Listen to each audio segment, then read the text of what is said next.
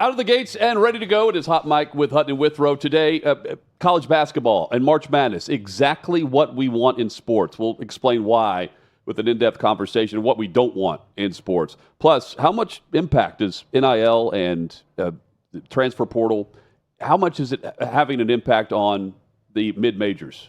And what's the future like for them? All of that and more straight ahead here on Hot Mike with Hutton and Withrow. While you're here at the YouTube page, we hope you'll like, comment, and subscribe.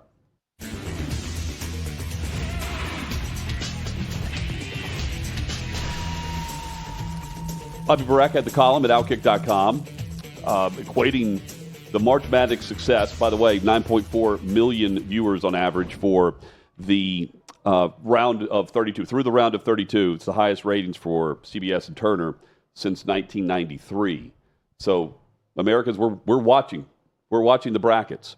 And I remember that 1993 tournament, in fact, very well.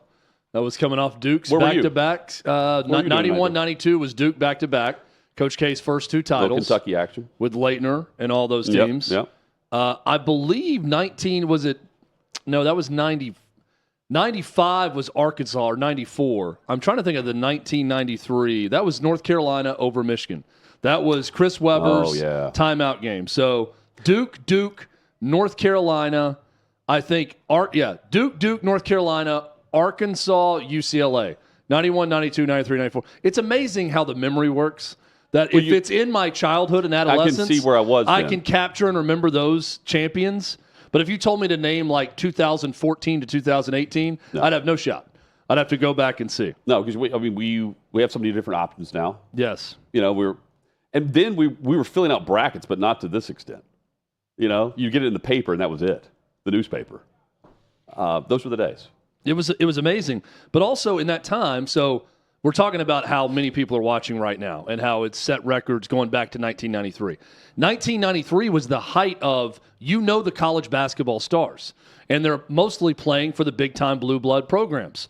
Christian Laettner, Bobby Hurley, Grant Hill, Thomas Davis. I mean, go down the list of those great teams of Duke and Coach K as a star coach, and then Dean Smith in North Carolina and Eric Montross and those teams. And then you had Ed and Charles O'Bannon for UCLA in 95. Yeah. Corliss Williamson for Arkansas. Scotty Thurman, let's go. Arkansas in 1994. And those Kentucky teams. Those teams were so great. So it's easy to see, here's how it was so popular then.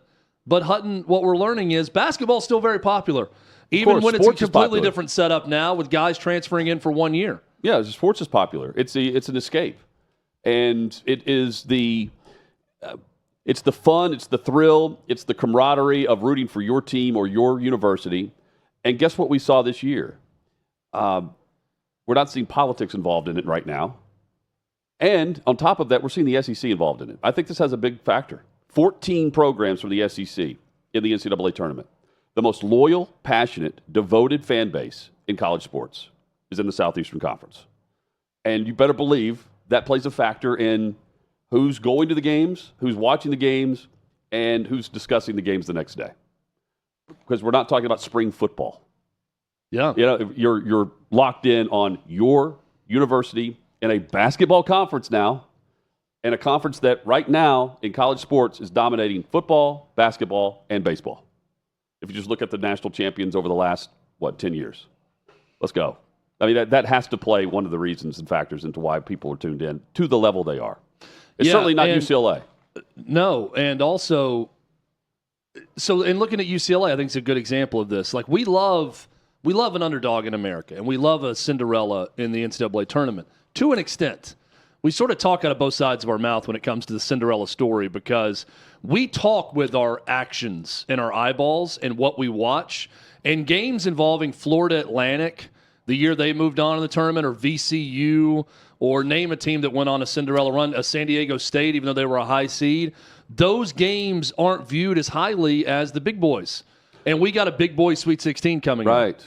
And I'm just going down the list of national champions, okay? And I'm going back to 93 because it's relevant to our discussion because the ratings have never been better since 1993 for this tournament. If you look at national champions in the 90s and then just move that on out over the decades, okay?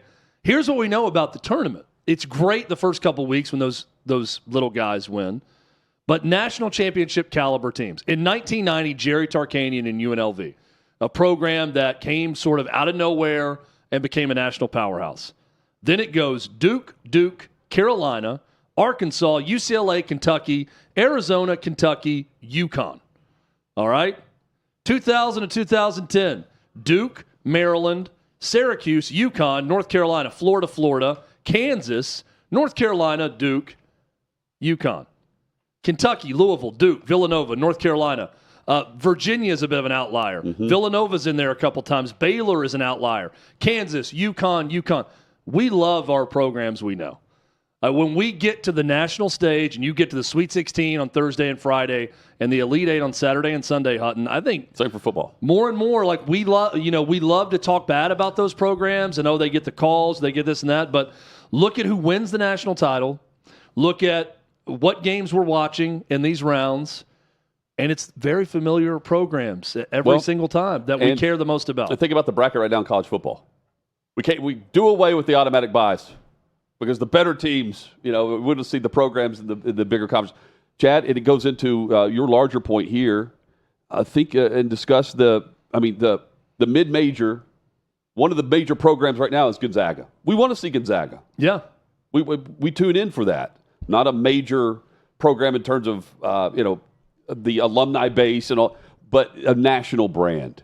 And how do you form that through a crazy transfer portal and a one and done every year, where chances are the roster that we see right now isn't going to be a roster that we're discussing in the starting 5 years from now. Yeah. Because we don't know the teams, we know the product, and we know the coaches. And that's why I go back. You know the personality of the coaches and the makeup of the program and how to describe said roster.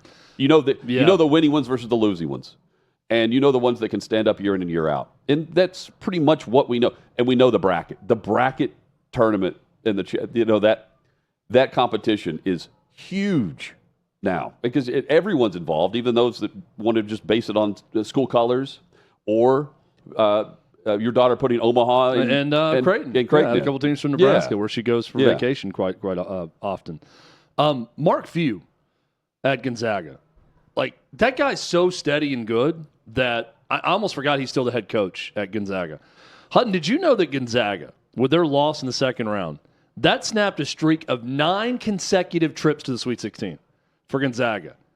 Wow. 9 times they went straight through to the Sweet 16 in 9 consecutive years. That is incredible consistency. Not just of making the tournament, but having success in the tournament. Now, Gonzaga's reached a national championship game. They've not won the national title. All those champions that I just listed off, you did not hear Gonzaga in that list. Creighton's another one that is a foregone conclusion now. They're going to be in the tournament, usually be some sort of factor in the tournament. Now, they're in the Big East at this point. They're not, in the Missouri Valley or other conferences they were in the past. They're in a big boy basketball conference, so that makes a lot of sense. There's all this talk. Stephen A. Smith is screaming about it, and Cinderella's dead. Right? College basketball will die as Cinderella dies, and this is going to hurt the sport long term and all that. I don't buy it. I don't buy it because when we get to these rounds, this is what we want to see. Now, do I think, for my own enjoyment, is it as fun to watch a bunch of high major teams steamroll Bryant or Wofford or schools like this that have had some success, some of these teams in years past, or played someone close or knocked someone off? I would like to see that a couple times, or at least closer games. Sure, we all would. That would be our preference in seeing these teams, these Cinderellas, have a chance. But ultimately, we want the big boys, or we want to see the big boys play against each other once we get to these rounds. Now, NIL transfer portal, what does that really do to the sport? I think what it's done, it has eliminated the opportunity for a Gonzaga, a Creighton, or even a St. Mary's to emerge again. These programs are here to stay because they've built up enough credibility over the years with their coaches, with their programs, that they can go attract top talent in the transfer portal. Big-time players are going to consider these programs because they're in the tournament every year, and everybody sees them on television in the tournament every year. So they're fine. But for, I'll use a local example. Belmont here in Nashville has got a great program. Lipscomb just went to the NCAA tournament. Great program. Two great historical NAIA programs that went up to Division I in the early 2000s. Belmont had a lot of success under Rick Byrd. Lipscomb's now having success under Lenny Acuff. Those guys aren't going to become Creighton, and they're not going to become Gonzaga. It's just not going to happen. It's not a reality in today's college basketball. Now, 15 years ago, or whenever Belmont started going to NCAA tournaments, did I think, why not? This is a team that could get the invite to a bigger league and maybe one day become another Gonzaga, that they end up being a 4 or 5 seed in the tournament because they've been so successful for so many years? Maybe. But I think that dream is dead. Rick Barnes said it in an interview with Paul Feinbaum. He said he knows plenty of mid to low major Division I coaches who are recruiting players and selling them on the fact that we're going to get you to the SEC in 2 years. We're going to get you to the Big 10 or the Big 12 or the Big East or the ACC in a year or two. That's what we see in you as a player. We want to get you to go to the next level. That sounds an awful lot like a JUCO coach. And that's what these programs are now. It's the new de facto junior college of college basketball. So if you're going to a NCAA Division I school, you likely aren't going there signing up saying, I'm going to be a 5-year player here at Bryant or St. Peter's or Wofford or wherever you're going. You're going in with the understanding that I'm going to do the best I can, and if I become the star I believe I can become at this program, then I'm going to finish my career at LSU or Kansas or Georgia Tech or Oklahoma or Gonzaga or wherever, but it's not going to be here. And that's kind of a shame that I think we've seen the death of that rising program that becomes a preeminent player in the sport. Those days are over. But Hutton, that's not to say that great basketball, the NCAA tournament, is over. It's not. Well, and I think we're going to see it again in the Sweet 16. Not only are they not going to finish at Belmont or wherever, if you go to an SEC program right now, you're not going to finish to that program. Yeah, you're going to shark each other. You're not. Well, the player that's going, there's not a 4-year or 3-year player at Tennessee. Those guys are going to go. Except for Ziegler and Meshack, they're rare this day and age. Very rare. You're going to have multiple brands on your resume, regardless of where you go. Clay is saying, he's got the thesis of NIL has destroyed mid-majors. 22 of the 32 teams left are SEC, Big 10, Big 12. Upsets almost non-existent in the first 2 days. That's true, but the upsets, they can happen. They can still happen. Colorado State was a travel away from being in the Sweet 16. From Derek Queen. Yes. If they call traveling on that, they're in the Sweet 16. Yeah, Michigan State had to fight through. There are good games. Even in a weekend where we saw the average blowout of 17 points or whatever it was, the average game was decided by that. There's also, just look at what is a blue blood feel to a Sweet 16. Great matchups, right? You have the. Let me give this credit. NCAA buzzer beaters and game winners. NCAA buzzer beaters on social media. This is a graphic of every team starting 5 and where they started their college basketball career. And the goal was to pick out each team and name them. Look at all of this. And know that there's only 2 or 3 programs 4 that have 3 or more? Look at Purdue. All 5 started at Purdue. That'd be funny. What a tribute to Matt Painter. Someone responded to this and said, the one with all Purdue must be Ole Miss. Yeah, that would be really funny. The Duke one also is a good one, and that's mainly youth because they got some 5-star guys who haven't gone to the NBA yet that are younger but still impressive. And 3 freshmen starting. Yeah, that's what I'm saying. They've started at Duke because – the Duke there, because they've only been there 1 year. They've got so much young talent. Michigan State. They haven't had a chance to transfer yet. Michigan State showing strong. But again, this looks like if we had the reverse angle of this and we looked at Bryant or looked at Belmont or where at Western, this would be where your freshman ended his college career. If you just did the reverse, you'd find the same. The trips around the United States for a college basketball player right now and where they're is kind of crazy. And this is a a great example put together by NCAA buzzer beaters on social media. Yeah, you can't reciprocate in the mid-major. That's the real difference here. They're all going to have a mismatched group by the end of their time. Even the mid-major are going to take guys from other programs that come down because they couldn't play at whatever high major program they were at. You're going to see a lot of that, but it's still going to be the ones, some of the ones that are left. The big boys with NIL, a war chest. Yep. Where even when they lose one of their top guys to another high-level program, they're going to be able to go replace them with another good player, whether that be from mid-major or another high-major program. And the mid-majors don't have that ability. When they lose a great player, they're not getting that great player back in return. They're probably getting a lesser player or a younger player that they're recruiting out of high school that'll then be the next guy to transfer to Michigan State. But it's a or player wherever they want to go. that keeps you at the level you are at least. Yeah. Like, because your coach is staying, more than likely. Like, you've got a coach who's not a lifer, but at least consistent enough to where he's not like 3 years and fired, because he loses one player, and that's the program. I view it, look at going back to the personalities of what we were watching in '93 to now. The coaches of the SEC are tremendous with this. I think UConn with Hurley, just knowing what you want to watch. Well, and looking at those national champions, it gets pretty predictable when you get to that second and third weekend of the tournament, with especially who's left standing in the end.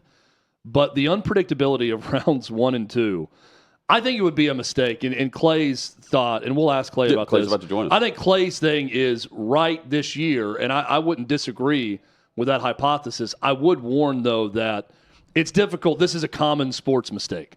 Like, we see something one time and see other things that are going on around it and say, this is the way it's always going to be, or this is what's going to happen. And you can't say it's a trend until it's a trend. Well, you could also say we don't have long enough. We've had upsets in the last couple of years in the first and second round. So maybe this is a one-off thing. Maybe it is going to be a trend that's here to stay. But we could very easily come back next year and have a bunch of. Well, what do we say? We could have 3 15s over 2s next year in the first round of the tournament. What's the narrative if Ole Miss, Maryland, Texas Tech, or BYU win the title? That the schools that have money and are willing to spend it, anybody can win it now. And you can beat the teams that are always winning. Yeah. Hey, here's programs who did it a smart way, and they have a ton of money in NIL, and they got the right players that way. So now they can compete with UConn and Duke and Carolina. You can be in this. Everyone else. Yeah.